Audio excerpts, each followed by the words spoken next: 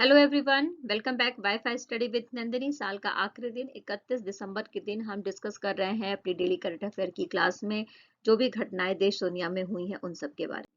जो Gregory calendar है यानी कि जिसको हम अंग्रेजी कैलेंडर भी बोलते हैं अपनी देशी लैंग्वेज में, उसमें साल का आखिरी दिन कौन सा होता है? तो 365वां दिन होता है 31 दिसंबर का दिन। तो साल का आखिरी दिन है। अब खत्म हो रहा वर्ष यह पुराना, आ रही कुछ समय में 9 वर्ष की जवानी। बदल लो खुद को, यह समय बदलेगा तुमको।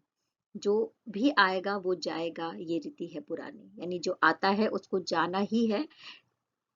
परिवर्तन हमारा जो नेचर है, हमारी जो प्रकृति है, उसका नियम है। तो परिवर्तन होता रहता है। नई चीजों को संभालने का समय आ गया है, नए समय को संभालने का समय आ गया है।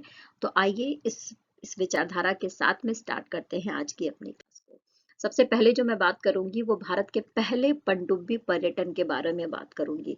वेरी इंटरेस्टिंग क्वेश्चन, पढ़ने में भी मजा आएगा और आपको मजा आएगा और आपको लगेगा कि आप गुजरात जाइए, द्वारका जाइए और वहां पे जो भगवान कृष्ण के द्वारा बसाया गया द्वारका शहर था उसके कुछ अंश देख कर आइए। तो भारत के पहले पनडुब्बी पर्यटन का अनावरण किस स्थान पर किया गया है? तो गुजरात के द्वारका में किया गया है। द्वारका के लिए बोला जाता है कि समुद्र के द्वीप पर बसा हुआ द्वारका शहर ऐसा शहर है जिसको भगवान श्री कृष्ण ने बनाया था और वो बाद में समुद्र में समाहित हो गया था। तो उसी की यात्रा कराने के लिए इस पर्यटन को स्टार्ट किया गया है, जिसको पनडुब्बी पर्यटन नाम दिया गया। यानी इस पनडुब्बी के माध्यम से आप उसकी यात्रा कर सकते हैं। गुजरात सरकार के द्वारा जो मछगांव डॉक लिमिटेड है उसके साथ ये पनडुब्बी पर्यटन जो यात्रा है उसको स्टार्ट किया गया है। अच्छा, इसके बारे में बात करते हैं। ये जो पनडुब्बी है उसके बारे में बात कर लेते हैं। कितने यात्री बैठकर जाएंगे इसके बारे में बात कर लेते हैं। तो देखो, इसका वजन जो है 35 टन का होगा। इसमें 30 यात्री बैठकर समुद्र की 100 मीटर की गहराई में जा सकते हैं और जो भी समुद्र की गतिविधियां हैं, जो भी समुद्र से रिलेटेड जो जानकारी है उसको इकट्ठा कर सकते हैं, उसको देख सकते हैं, आनंद ले सकते हैं। आइए नेक्स्ट चर्चा करते हैं उपराष्ट्रपति जगदीप धनखड़ जी के बारे में। तो उपराष्ट्रपति को किस विश्वविद्यालय के पदेन चांसलर के रूप में नियुक्त किया गया है? तो पौंडीचेरी विश्वविद्यालय के चांसलर के रूप में उपराष्ट्रपति को नियुक्त किया गया है। उपराष्ट्रपति कौन है? तो जगदीप धनखड़ जी हैं, जैसा कि हम सबको पता भी है। और इसके लिए हमारे संविधान के 1985 के कानून में संशोधन करके ऐसा किया गया है। इस बात को भी समझ लेंगे। नेक्स्ट बात करेंगे आयुष्मान कार्ड के बारे में। आयुष्मान कार्ड के बारे में हम सबको अच्छे से पता भी है, फिर से बता देती हूँ कि एक ऐसा कार्ड है जो गरीबी रेखा से नीचे रहने वाले लोगों के लिए दिया जाता है। इसमें 5 लाख रुपए तक की आप स्वास्थ्य से सेवाएं प्राप्त कर सकते हैं। ठीक है, तो यहाँ पर पूछा जा रहा है कि आयुष्मान कार्ड में से कितने प्रतिशत कार्ड महिलाओं के हैं? यानी जो ये कार्ड दिए गए हैं उसमें कितने प्रतिशत कार्ड महिलाओं को दिए गए हैं, यहाँ पर पूछा जा रहा है। तो 49% जो कार्ड है वो महिलाओं को दिया गया है। साथ में मैं आपको ये भी बता दूं कि अभी अभी जो है 20 दिसंबर 2023 तक का जो आंकड़ा है, जब वो लिया गया तो देखा गया कि 28.45 करोड़ आयुष्मान कार्ड बनाए जा चुके हैं और जिसमें आप देखेंगे तो 12 करोड़ परिवारों को फायदा मिला है और लगभग 55 करोड़ व्यक्तियों को इससे फायदा होने वाला है। ओके, नेक्स्ट चर्चा कर लेते हैं। सार्वजनिक उद्यम चयन और भर्ती बोर्ड का गठन कहाँ पर किया गया है? तो ये न्यूज़ है केरला से रिलेटेड।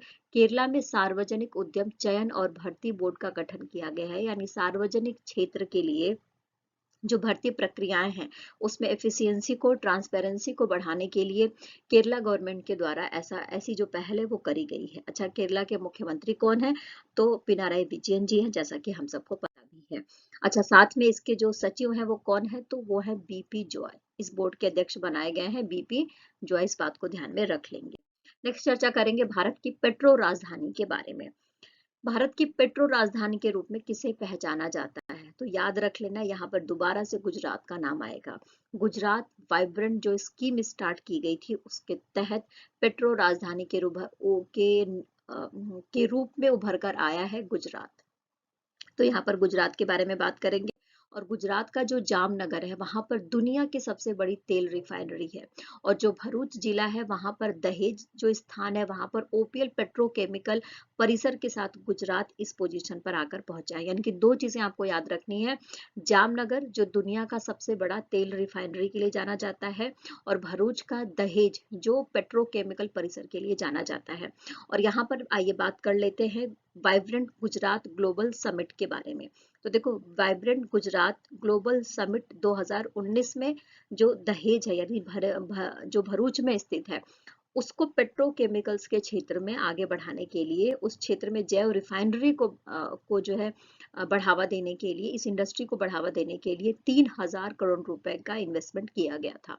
और साथ में ही जो जो 10वां वर्जन होने वाला है वाइब्रेंट गुजरात ग्लोबल समिट का, उसका टॉपिक क्या है, तो गेटवे टू द फ्यूचर। क्या टॉपिक है? गेटवे टू द फ्यूचर, यानी कि भविष्य का प्रवेश द्वार। तो ये बात याद रख लेंगे। भारत की पेट्रो राजधानी कौन सी बनकर उभर कर सामने आई है? तो गुजरात को याद रख लेंगे। ओके।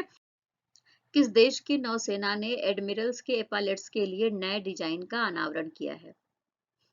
एपालेट्स क्या होता है? पहले तो नौसेना के एडमिरल के लिए डिजाइन किया गया है, वो जान लेते हैं। वो कौन सा देश है? तो वो भारत है। 4 दिसंबर को नौसेना दिवस मनाया गया था। उस अवसर पर प्रधानमंत्री नरेंद्र मोदी जी ने एक बात कही थी कि वो जो नौसैनिक जो हमारा नौसेना है, उसमें जो अधिकारियों की रैंकिंग है, उसके नाम में भी परिवर्तन कर दिया जाएगा। एपालेट्स क्या होता है? एक सजावटी सामान या सजावटी एक लोगो होता है, जो आप देखेंगे जो नौसेना के अधिकारी होते हैं उनके कंधे पर सजावट के रूप में हम इसको देखते हैं। इसमें आप देखेंगे तो नौसेना का जो झंडा होता है, ध्वज होता है, उससे रिलेटेड, और साथ में जो छत्रपति शिवाजी महाराज है उनकी जो राज मुद्रा है, शाही मुहर है, वो चित्रित होता है, जो स्पेशली भारत की समुद्री विरासत को बताता है। तो ये हमने समझ लिया एपालेट्स के बारे में। आइए नेक्स्ट चर्चा करते हैं। पूर्वोत्तर संगठन ने सरकार के साथ एक शांति समझौता करा है। वेरी इंपॉर्टेंट क्वेश्चन, और भारत की जो आंतरिक शांति है उससे related most important question. ULFA का नाम जरूर हम सबने सुना होगा, जो आसाम से बिलोंग करता है। इस संगठन ने एक शांति समझौता करा है आसाम की सरकार के साथ में और केंद्र सरकार के साथ में। और इस पर जो अमित शाह जी हैं, उन्होंने कहा कि जो आसाम के लिए एक नया दिन, या उगते हुए एक सूरज के दिन के रूप में हम ये इस दिन को समझ सकते हैं। उल्फा का फुल फॉर्म क्या होता है वो भी देख लेते हैं।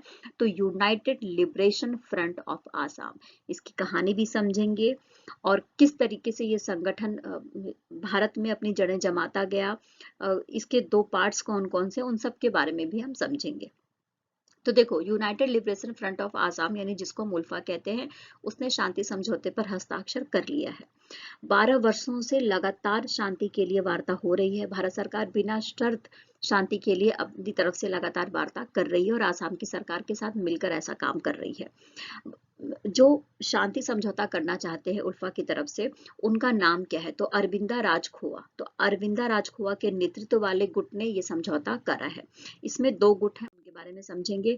ये 2 गुट कौन कौन से हैं? तो देखो, एक गुट है जो बातचीत के लिए तैयार है, शांति के साथ जीना चाहता है, वो है अरविंद राजखोवा का गुट, ठीक है। और दूसरा गुट है उल्फा का वो वाला गुट जो बातचीत के लिए या शांति समझौते के लिए तैयार नहीं है, वो गुट है परेश बरुआ का। अब उल्फा के बारे में जानकारी लेते हैं। हम सबको पता है कि 1971 में भारत और पाकिस्तान के बीच में बांग्लादेश और पाकिस्तान के बीच में युद्ध होता है। भारत की महत्वपूर्ण भूमिका रहती है पूर्वी पाकिस्तान को आजाद कराने में, जो बांग्लादेश के रूप में सामने आता है। बांग्लादेश के जो कुछ प्रवासी रहते हैं वो कहाँ पर आ जाते हैं? वो हमारे जो बॉर्डर है आसाम, वहां पर आ जाते हैं। तो उनके खिलाफ आंदोलन चलाया जाता है आसाम में, और फिर 1979 में जो अहोम युग की रंगभूमि कही जाती थी शिव सागर, वहां पर उल्फा का जन्म होता है। यानी कि उल्फा एक संगठन के रूप में जन्म लेता है 1979 को शिव सागर में। Okay, clear. अच्छा, इसके बाद देख लेते हैं।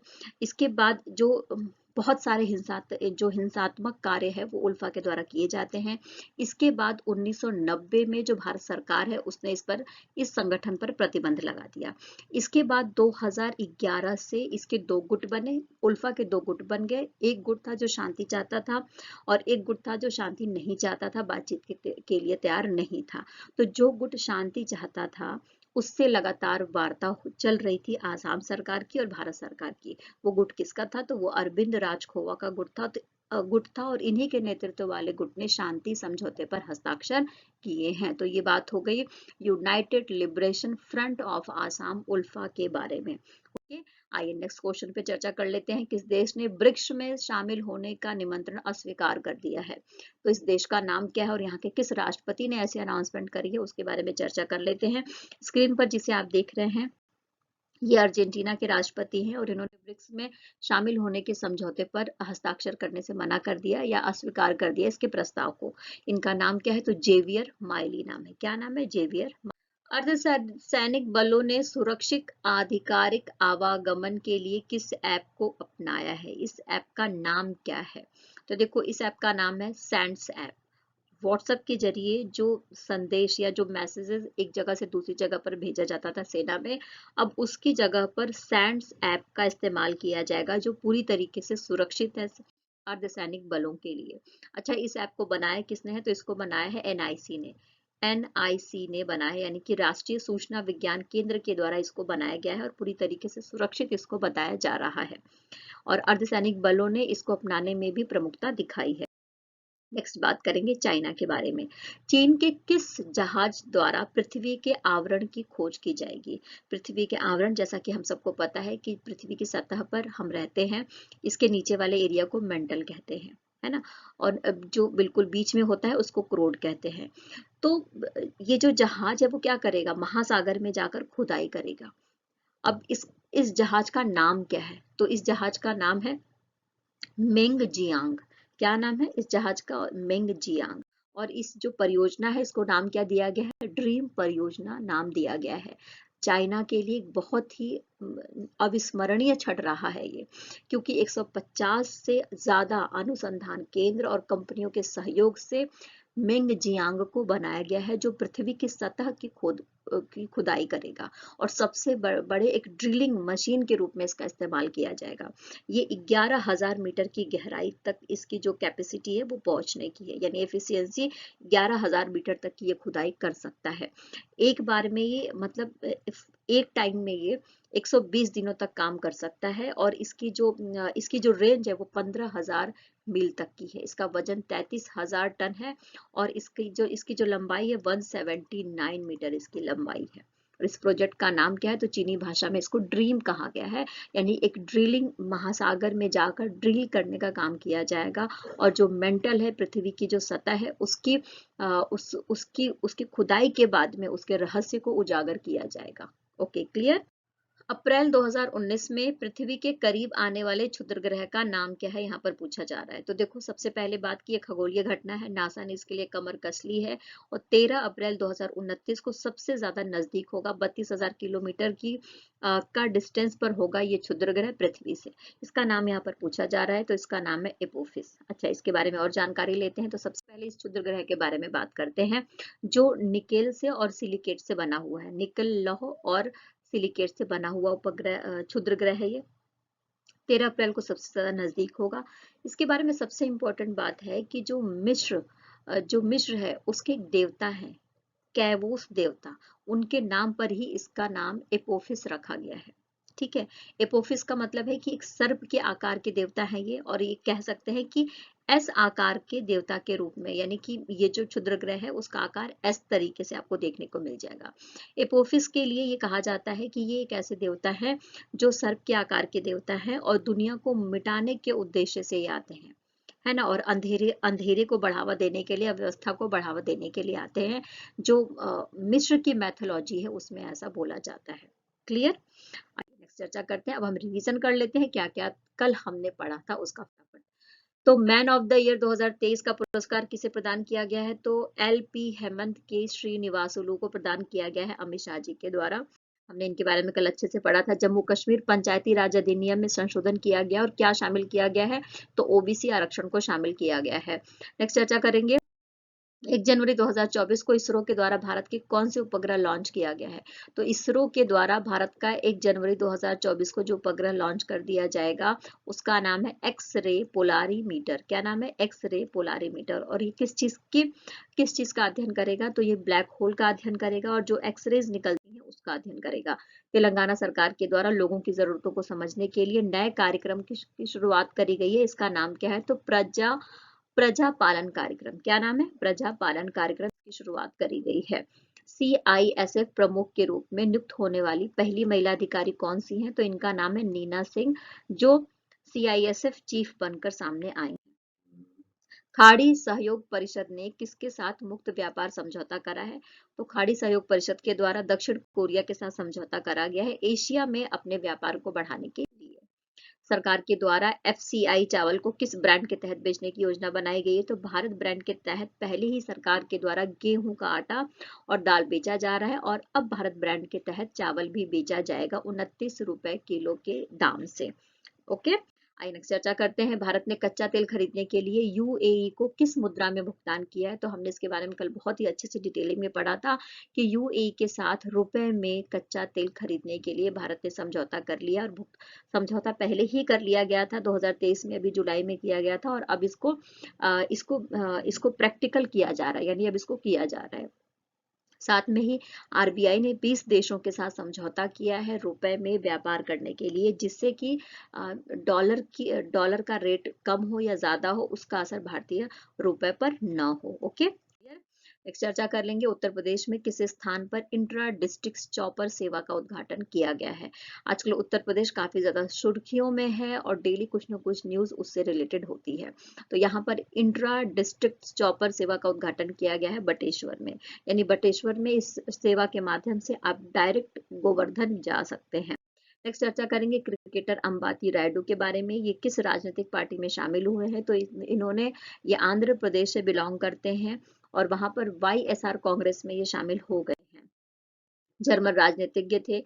इनका 81 वर्ष की आयु में निधन हो गया। इनका नाम पूछा जा रहा है तो गोल्फगांग शॉयब्ले इनका नाम है। ओके, इस सेशन में इतना ही। आई होप कि सारे क्वेश्चन आपने बहुत अच्छे से समझ लिए होंगे। तो प्लीज मेरे साथ बने रहिए। आप सबका तहे दिल से शुक्रिया मेरे साथ बने रहने के लिए। चैनल को लाइक करते रहिए, शेयर करते रहिए और जो नए हैं वो जरूर से सब्सक्राइब करके बेल आइकन जरूर प्रेस कर लें। फिर कल मिलेंगे। Take care, bye bye. खूब खुश रहना है, मेहनत करते रहना है, जीवन में आगे बढ़ते रहना है। Take care, bye bye.